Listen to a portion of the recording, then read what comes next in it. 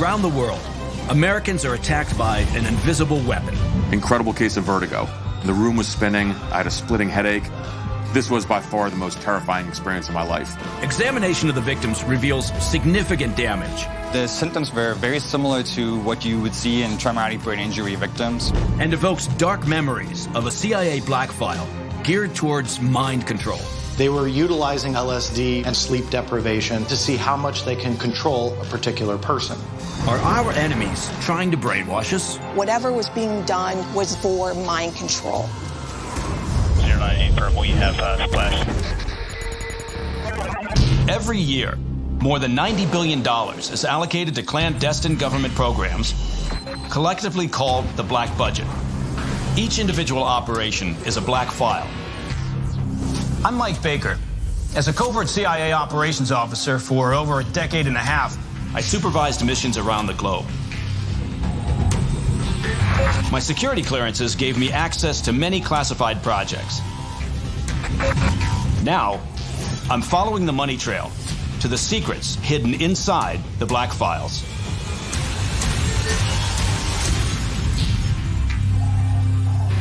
Beginning in 2016, numerous reports by government personnel detail serious neurological symptoms, often preceded by a piercing sound. Some describe being caught in an invisible beam of energy. Called the Havana Syndrome because of the location of the first incidents, there are now hundreds of victims in locations around the world. The White House called the incidents targeted attacks. The cause of the disorder is shrouded in mystery. What we do know is that invisible, mind-altering attacks date back to the Cold War, when Russia and America were locked in a quest for mind control. The U.S. black file, called MKUltra, officially ended in 1975. Russian President Vladimir Putin says their program ended in 2003.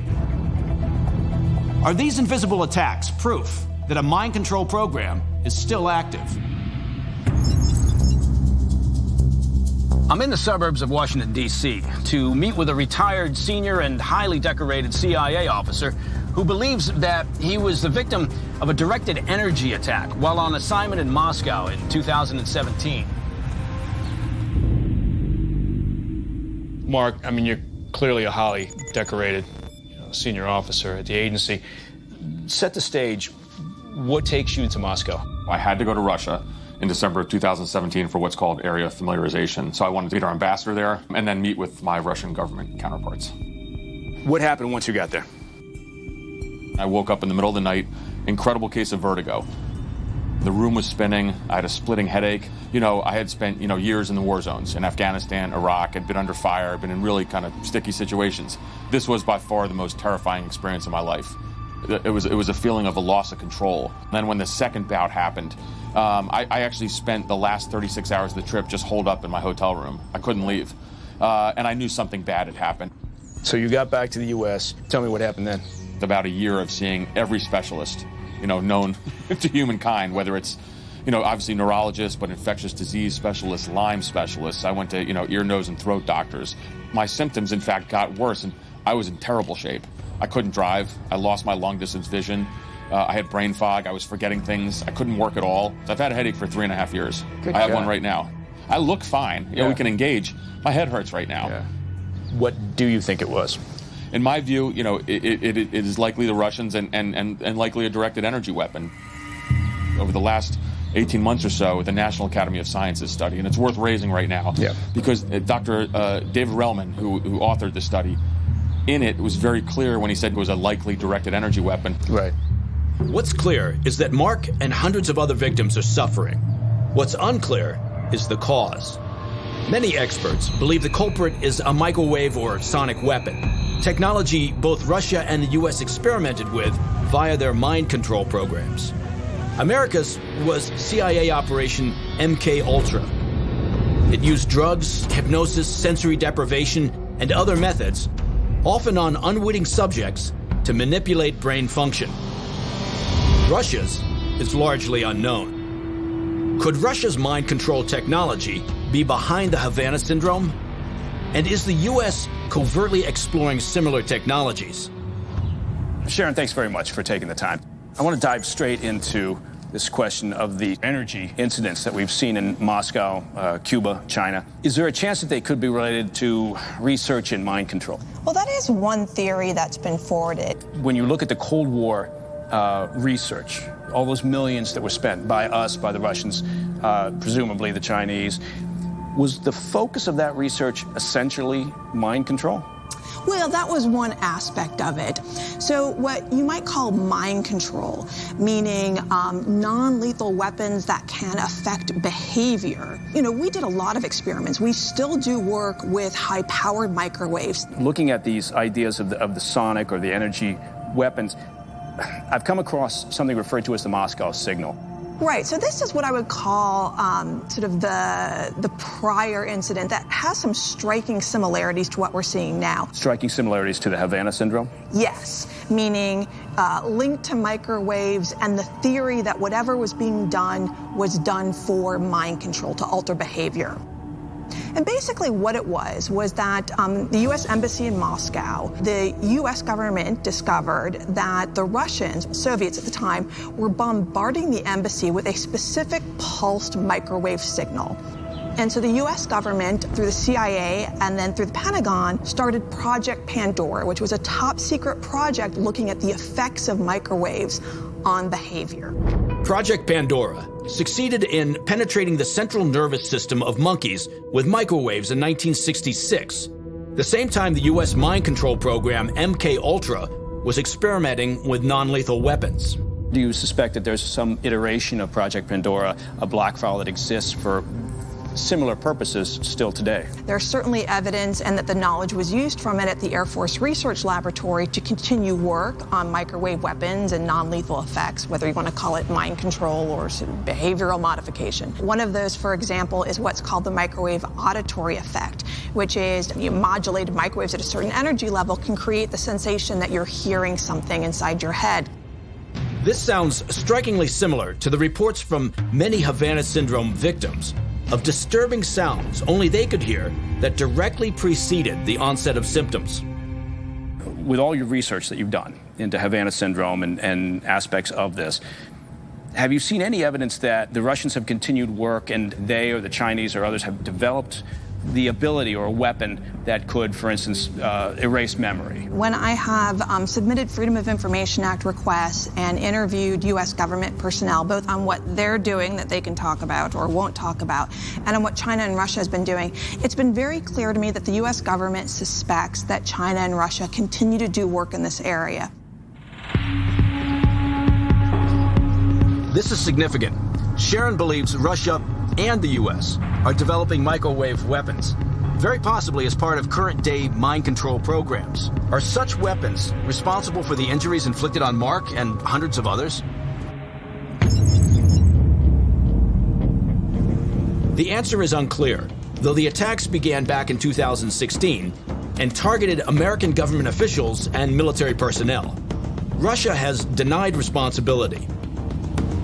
I'm meeting with a scientist who's been studying the Havana syndrome and has some compelling findings. Christian. Hey, Mike. How are you? Good. So, Christian, I'm really hoping you can help me with the investigation that I'm doing into the Havana syndrome. What can you tell me about this? This is a serious illness, and from what we know scientifically, I mean, it's real. So, I mean, we've spent some time here now in our own lab, as well as working with the scientific community to really trying to understand the physical origin and the mechanism behind it. Now, talk to me about the symptoms, the impact that whatever this is having on the victim's brain. So, I mean, I think there were a series of papers that came out as sort of the post-evaluation as the diplomats came back, and that was pioneered by the University of Pennsylvania and their medical school. And one of their reports is right here on the screen. So this is an MRI scan that's comparing the findings in the screened diplomats that came back versus a healthy control group. So walk me through this, Christian. What are we looking at here? Every time where you see a color indicates a difference between a healthy individual and someone that suffered in one of these attacks. Okay. So if everybody was healthy, you wouldn't see any color. Really? Okay. So what you're looking at here specifically is, so the blue indicates there was a loss in tissue structure in the folks that were exposed, and in red you're looking actually like at a gain in tissue. So densification in one area and sort of a loosening, opening of the tissue in another area. So you can see it's massive. The symptoms were very similar to what you would see in traumatic brain injury victims. So we've seen similar pattern in regular concussion victims, but then we've also seen patterns like this in veterans that came back and suffered from blast exposures. This kind of damage is also linked to sonic weapons. Perfect Concussion, a sub-project of MK Ultra, subjected monkey brains to sound waves. They suffered vertigo, nausea, vision, hearing, and memory loss. The same symptoms experienced by victims of the Havana syndrome. You're not ruling out the idea of a sonic or microwave or directed energy of some sort as a reason for what we're seeing. In terms of the sonic weapon, we've looked into transmission of sound waves into the brain, and we don't know for sure. So I want to be clear on that. Those MRI images are hard science of significant brain damage suffered by Mark and hundreds of others. But Christian isn't certain that microwaves are the source of the injuries. Could they be due to a sonic weapon, also with a history of being linked to mind control? What we just saw there is weaponizing sound.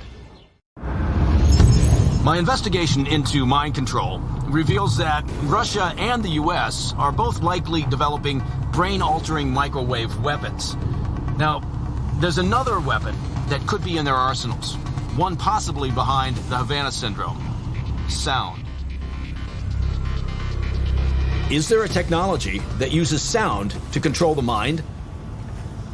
Joe, thanks very much for taking the time. My pleasure. So I'm investigating the Havana syndrome. While there's not a clear understanding of what happened, some of the folks who have been looking at this believe that there may have been some type of audio weapon involved. I mean, sound does have enough energy, I guess, directed properly, right, to do damage. You can certainly create enough sound to break a glass. This evokes Perfect Concussion, the MK Ultra sub-project that bombarded monkeys with sound waves to a degree that it adversely affected brain function. If we tie it back to the Havana syndrome, the people that were involved in that talked about how nobody else could hear the sound that they were hearing, what was impacting them. We can collimate the sound into a beam, much like a laser, and send that sound to a specific person or a specific area without that sound going anywhere else. This is the audio spotlight speaker. How does it work? Instead of making audio out of this panel, it makes ultrasound. The ultrasound comes out of this speaker panel and forms a beam naturally, but you can't hear it. But the air has a very peculiar property in that when you send the correct beam of ultrasound through it, it turns into audio naturally. So the sound that you hear is literally made in midair by the ultrasound and not by the panel. So the target is basically hearing a voice in their head. It sounds like it's in their head. It sounds like it's right next to you. All right, Joe. Okay, we've got a controlled environment, right? Yep. It's a beautiful library. Right. And you're telling me I can pick the target? You can pick any target you like. All right, the couple that are down there on the sofa, being this at the gentleman who's sitting there. All right, should we try it? Okay. Just be aware that we're keeping an eye on you, so you better cut it out.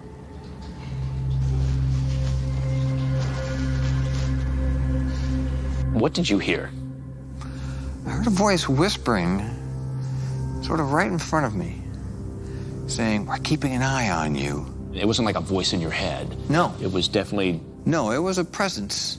Very close by. Now, this sounds similar to the technology that Sharon Weinberger revealed the Air Force experimented with. So the technology does exist that, if manipulated, could cause sonic attacks like the ones possibly behind the Havana syndrome. Here in the US, MK Ultra's Perfect Concussion used sound to cause brain damage. Have we continued to experiment with sound to alter the mind? The answer is yes. I found a technology that alters brain function, and I'm about to see it in action. Jeff? Yes, sir. Hey. How are you? Good to meet you. Pleasure to meet you, sir. Dr. Lindenfeld. Call me Doc George. Doc George. All right, I will do that. Jeff, walk me through your story. Well, I had experienced some trauma overseas, like a great number of veterans. I don't know, I just kind of hit rock bottom. My kids were 5 and 6 years old at the time. I always had 3 to 5 guns wherever I was. It was insane. I couldn't drive from point A to point B without feeling threatened or followed. I just didn't really want to continue. At what point did you say, I've got to do something? I felt like my marriage was in danger, and I was going to different veterans groups and organizations. And Dr. George made reference to a specific device which he claimed could do what no other medication could do. I was on 13 different medications. This is the BAUD device. Is that right, Yes. Doc George? Okay. It stands for Bioacoustical Utilization Device. What does it do? Let's think about trauma as altering some frequencies in the brain that create a fight, flight, or freeze response. The circuits in the brain actually change. Now, if we can find a sound that can resonate with that frequency and offset it with another sound that's slightly different, we create a binaural sound that creates a key to open up that memory to change.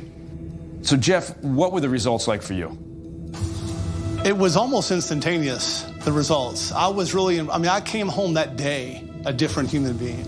I was amazed. My life was just, had more meaning. And that's priceless. You can't put a price on someone getting your life back. Very happy to hear the results that you're getting, Jeff. It's an amazing concept. We did brain mapping. It's called QEEG.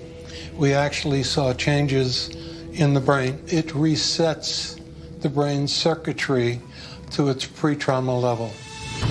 This is quite the turn from a sonic weapon damaging or controlling the brain, a focus of MK Ultra, and possibly what's behind the Havana syndrome. Ever the skeptic, however, I wonder if the BAUD is truly effective.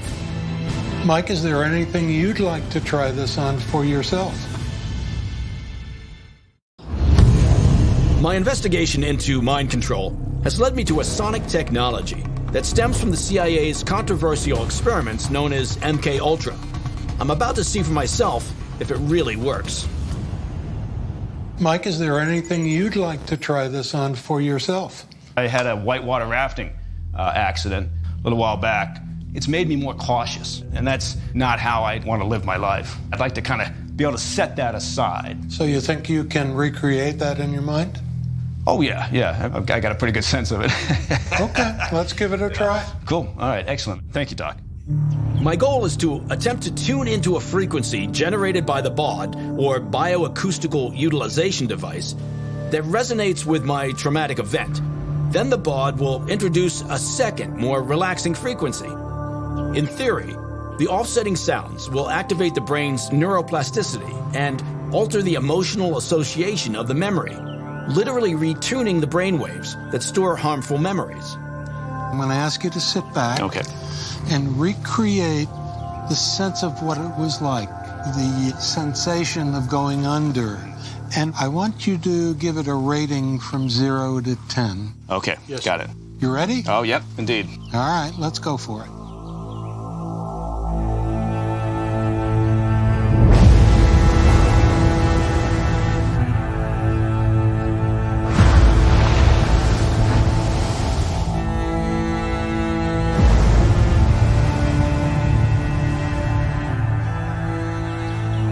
Okay. Tell me what you got, Mike. 7. Okay, that's good. Okay. Good for our purposes. Now, our next step, I'd like you to adjust this knob. It's this one on the right, the yellow one, and I'm looking for this to resonate with that frequency of your event. Okay, got it.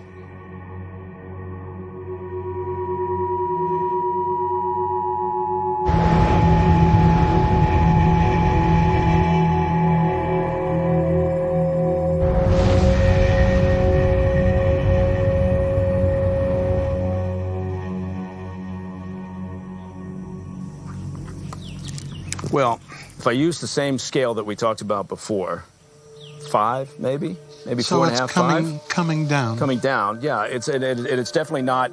There's not the same clarity. I find it absolutely fascinating that in investigating something as dark and sort of sinister as mind control, there is a possibility for something positive to happen. The BOD is a direct descendant of MK-Ultra, a technology that reprograms the mind to erase memories. Are other offshoots of MK-Ultra active today? I'm meeting with an investigative journalist and black file expert to find out.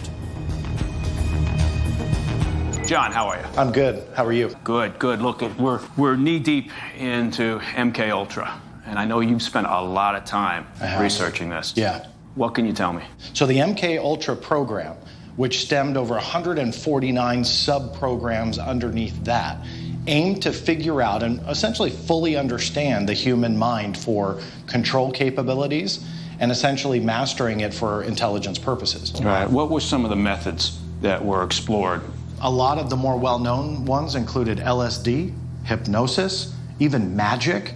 They were trying to utilize all different ways that they could think of or conjure to control the human brain. MK-Ultra was a direct response to U.S. concerns over Russia's mind control program. There's scant info available on their efforts, but given MK-Ultra mirrored their operation, studying our program should give me insight into theirs. They dealt with some of the more sinister programs. They implanted chips into the brains of dogs. So they were able to essentially play with the mind and control it in animals to make them do what they wanted that animal to do. What are you going to do when you are successfully able to remote control the mind of an animal? The next plausible direction to go would be into the mind of a human. There were 2 projects to MK-Ultra that are largely pointed to for trying to achieve that, just that. It's Subproject 68 and 28. They were utilizing not only LSD, but the combination of that with sleep deprivation to see how much they can control a particular person.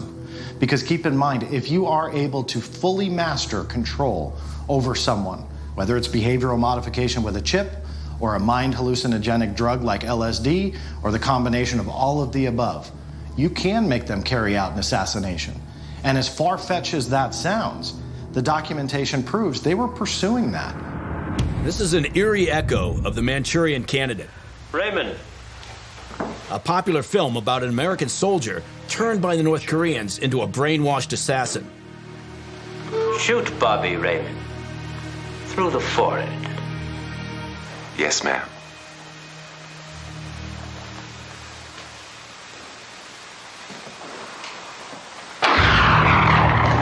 Though fiction, it was based in part on actual events. And they had 2 sub-projects working on that very issue. 68 and 28. So Subproject 68 was held at the Allen Institute in Montreal, while 28 was held at an Atlanta prison. Well, as always, John, it's incredibly helpful getting together with you. But this one in particular, you've given me a couple of leads to pursue, and I appreciate you very much. My pleasure, anytime. This is incredible. Did MK-Ultra succeed in its attempt to create a mind-controlled assassin? Well, I'm about to meet with a woman who says yes, and has proof. Both Russia and America strove through their mind control programs to achieve the ultimate goal, a mind-controlled assassin. I'm meeting with a woman who believes the U.S. achieved that goal. Janet, you were on the jury that convicted Whitey Bulger of murder. Yes. Mm-hmm. What year was that? That was in 2013.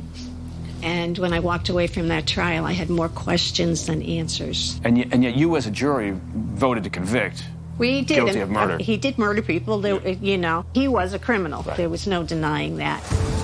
James Whitey Bulger was an infamous Boston mob boss who ran the notorious Winter Hill Gang. He evaded the law for decades until he was arrested in 2011 and sentenced to 2 life terms for his involvement in 11 murders. He was murdered in prison in 2018 at the age of 89. Janet, talk to me about how you came to believe that Whitey Bulger became this violent killer.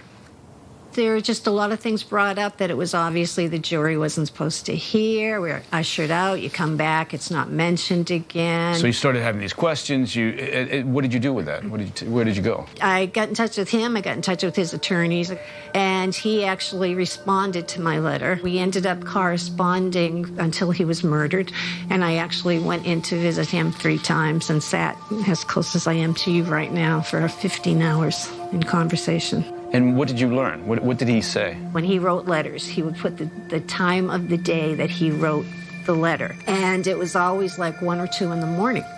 And so I asked him early on, why are you awake writing letters at that time? And his response was, ever since MK Ultra, I can only sleep a couple of hours and then I wake up hallucinating. He specifically said MK Ultra? Yes. Janet, how did Whitey Bulger get involved with MK Ultra? When he was 26 years old, he was put in a federal prison in Atlanta, Georgia. They would come into the prison's medical personnel and tell the inmates that they wanted to conduct experiments, and if the inmate agreed to it, they would get time off their sentence. This confirms what John Greenwald told me about MK Ultra Subproject 28 being held at an Atlanta prison. It also matches the time frame. Bulger served his term there beginning in 1956. 3 years earlier, MK Ultra began conducting its experiments. They said it was to find a cure for schizophrenia. He didn't know because they didn't tell them the truth, but they were giving them high doses of LSD. And according to his prison record that we have a snippet of a copy, he was getting high doses 3 times a week, and he said it went on for about 18 months. Do you think that he felt as if it had turned him more violent? He hallucinated every day of his life for 60 years. He never shared a room with anybody or a pet because he would wake up thinking wild animals were attacking him, and he said, I'd beat up whoever or whatever was in that room. But when I was sharing things with MK Ultra, he was coming to the realization that more had happened. At one point earlier, he had gone to a doctor to see if it had affected his mind, and the doctor had said that there was a change in his brain. And I just looked at him and said, Jim, did MK Ultra change you? And he said, you know it did, Janet. I hallucinate. And I leaned in and I said, Jim, did it change you? And he kind of leaned back away from me and looked around the room. And then he said, yes, it changed me. Janet's investigation doesn't prove that MK Ultra created a mind-controlled assassin. It does indicate that their use of LSD, instead of controlling Bulger, made him psychotic. What about the other MK Ultra subproject that John Greenwald mentioned, number 68, based in Montreal and also involving LSD as a way to alter behavior? I'm headed to the Allen Memorial Institute, where, under the direction of Dr. Donald Ewan Cameron, controversial experiments took place. 53 people sought treatment under the care of Dr. Cameron here at the Institute for mental illnesses ranging from depression to schizophrenia. Today, the Institute remains a psychiatric hospital, but they won't let me inside. And they certainly don't want to talk about what went on here. The best I could get was an email from the administrators of the facility, McGill University. We acknowledge that Dr. Donald Ewan Cameron carried out experiments at the Allen Memorial Institute during the 50s and 60s. The research attributed to him continues to be controversial, and its consequences unfortunate. So what exactly went on behind these walls? Did it give the U.S. an edge on its enemies in the race for mind control? And what were the unfortunate consequences that the Institute referenced? And I wouldn't call this a treatment. I would call it torture, because my sister was subjected to over 150 electric shock treatments. My investigation into the race for mind control has led me to the CIA's MK Ultra program, a black file whose sole goal was to influence behavior and actions. One of its most controversial experiments took place in Montreal, Canada, within this psychiatric hospital. I'm going to hear the details from the sister of a woman who was an unwitting subject. Well, Marilyn, thank you very much for taking the time. What can you tell me about your sister? She was very artistic, and she'd draw and show me things, and she was a big sister. I looked up to her. She was a beautiful girl. How did she come to be at the Allen Memorial Institute? Well, she was doing very poorly in school, and she suffered from anxiety. She became very self-conscious. The doctors had suggested to my parents that there was a very well-known psychiatrist, Dr. Cameron. With a stated goal of curing schizophrenia, Dr. Cameron drugged patients into submission, repeated a single phrase thousands of times, combined electroconvulsive therapy with large doses of psychedelic drugs like LSD, put patients into drug comas, and subjected them to sensory deprivation. MKUltra funded his program for 7 years. At what point then did you start to see changes in her behavior while at the Institute? She'd go home and she felt she was in a stranger's home. And she became very hostile. I remember even one time she was babysitting and my sister was threatening me with a kitchen knife. So then I knew right away that my sister, something was really wrong with her. Doctors were saying she needs more treatment and more treatment. They basically reverted her to what they call the third stage. She was reverted to a childlike state where she had to be toilet trained all over again. During the 4 years at the Allen Memorial Institute, what were the various activities that were involved? Well, the electric shock treatments. My sister was subjected to, I think, over 150 electric shock treatments, putting a helmet on their head for 24 hours a day with loop messages. I hate my mother, I hate my mother, I hate my mother, I hate my mother. Good God. What were the doctors saying? Were they justifying all of this in the name of trying to cure schizophrenia? What they wanted to do was use mind-altering drugs to change a person's behavior and de-pattern their thinking. The CIA and the Canadian government were doing these mind-altering experiments. The CIA hoped that LSD was a miracle drug with the potential to alter and control behavior, whether it was in creating assassins or curing mental illness. The reality fell far short. Has your sister talked about any of the experiences that she went through at the Allen Institute? Has she ever discussed it? No. How would you describe the changes in her? She is a totally different person. Cameron left the MKUltra project abruptly, with no progress made in his attempts to cure schizophrenia. He died a few years later. MKUltra's experiments with LSD and sensory deprivation did not lead to mind control. The CIA shut down the black file in 1973. But what about Russia? Their mind control program officially ended in 2003. But recently, Vladimir Putin referenced new beam, wave, and psychophysical weapons connected to space technology. What did he mean, and are their efforts to control the mind still active? I'm meeting up with my colleague, interdisciplinary scientist Ben McGee, who believes he has the answer. Ben. Mike. Good to see you, man. Good to see you, too. How you doing? Doing great. Good.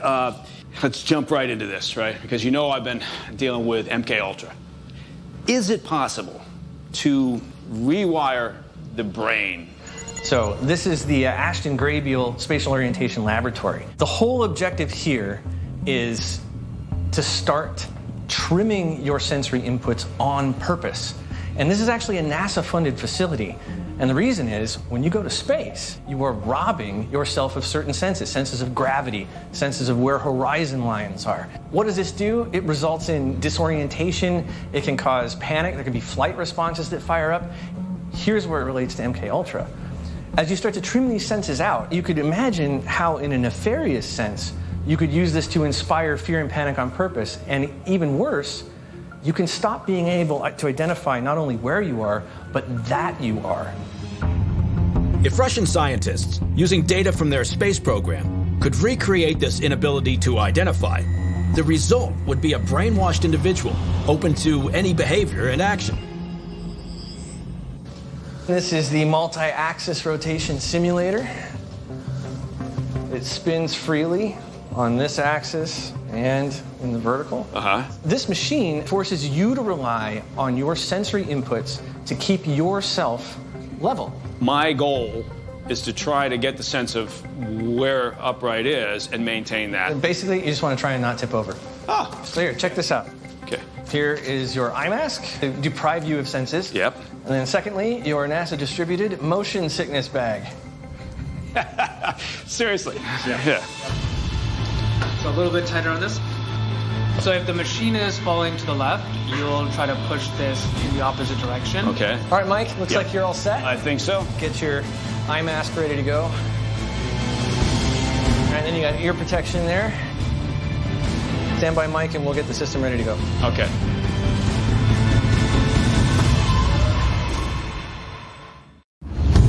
I'm about to experience sensory deprivation, something my colleague Ben believes the Russians could be experimenting with via their space program. Their latest salvo into mind control. All right, stand by, Mike, and we'll get the system ready to go. Okay.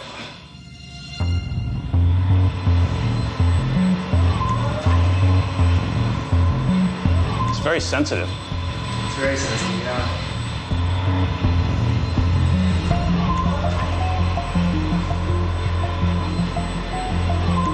So what's happening right now is your vestibular system is telling you which way's up, even though you've been deprived of sight and sound to help you hear where you are. It's alarmingly disorienting. It's fascinating to me, anyway, how difficult this is with this mask on, right? We're going to start the second routine, Mike. All right, man.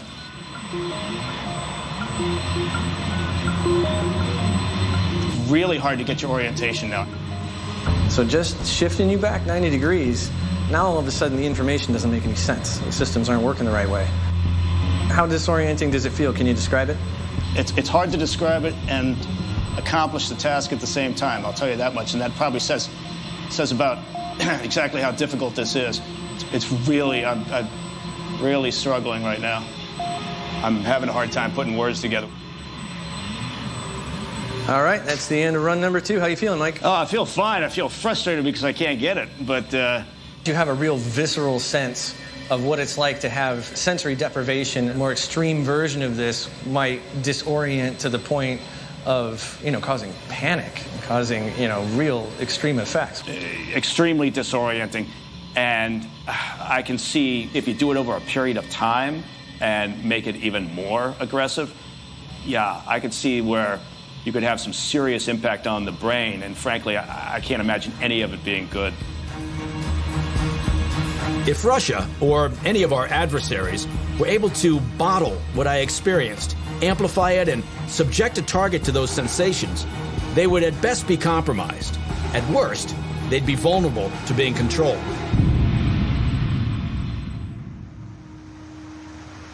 My last stop in my investigation is with a journalist and CIA expert. He's investigated mind control extensively and has some strong opinions based on his research. Stephen, thank you very much for taking the time. Do you think that there's still a race going on involving the U.S., Russia, China, to develop techniques for mind control? It would be foolish to believe that secret services right now are not motivated by the same ambition and the same fear that drove those in the 50s, and that is, there is such a thing as mind control, and whoever can master those techniques will rule the world. In your assessment, how do you avoid another MK Ultra? I think a lot of it has to do with accountability. You can't give somebody a project in which that person has something like a license to kill and then say, go off and do whatever you want and don't tell me about it. What do you make, Stephen, of the Havana syndrome? I don't think anybody knows. We leap to conclusions that are based on assumptions we already have.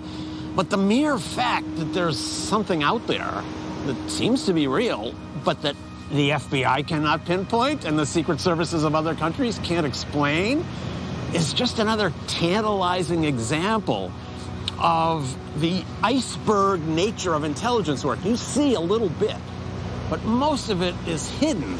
Stephen, it does appear that there was some strong similarities between the Russian and the U.S. programs. Putin declared that their efforts ended in 2003. Do you believe that?